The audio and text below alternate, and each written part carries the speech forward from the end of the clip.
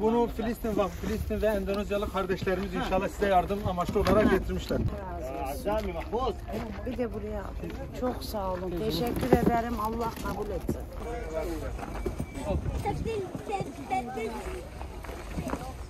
Geçmiş olsun. Gökhan hocam, bir yandan da öbür taraftan da atalım. Yardım amaçlı olarak Endonezya'dan gelmişler. Ay Allah razı olsun. Sizden de inşallah yardım amaçlı olarak. Endonezya'dan ablalarımız yardım getirmişler size, koli yardımı. Allah razı olsun. Filistin'den getirmişler. Gel baba. Allah razı olsun.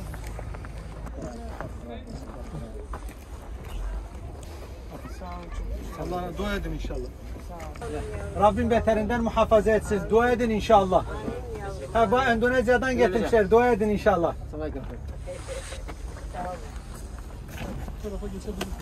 Bismillahirrahmanirrahim. Wahda Inspirasi Zakat, Wahda Islamiyah dari Indonesia untuk semua saudara-saudara kita yang tertimpa musibah. Kami ada untuk Anda. Anda adalah kami, kami adalah Anda. Barakallahu fikum. Endonezyalı kardeşlerimiz Allah razı olsun yardımlarını depremzede bölgelerine yapmak üzere getirdiler. Burada Umut Kervanı'yla koordineli bir şekilde getirdik. Şu an Hatay deprem bölgesindeyiz. Çadır kentteyiz. Depremzededen mağdur olan vatandaşlarımıza, kardeşlerimize yardımlarını ulaştırmak üzere buradayız. Yardımlarını teslim ettik. Rabbim hayırlarını kabul etsin. Şükran. Bismillahirrahmanirrahim.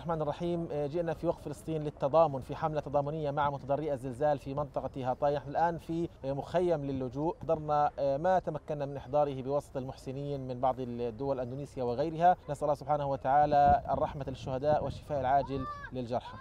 Filistinli kardeşlerimiz Allah razı olsun yapmış oldukları çalışmalar neticesinde toplamış oldukları gıdaları, battaniyeleri, erzakları getirdiler burada. Adana Umut Kervanı aracılığıyla koordineli bir şekilde şu an getirdik. Hatay'da deprem bölgesinde çadır kente ihtiyaç sahiplerine yardımlarını ulaştırdık. Kendilerine teşekkür ediyoruz. Şükran. Allah-u Teala sabırlar versin. Rabbim sabırlar versin inşallah. Allah razı olsun. Tamam. Bunlar da Filistinli kardeşlerimiz. Filistin'den sizlere Muhammed. Filistin'den getirmişler inşallah. Abi aldınız mı?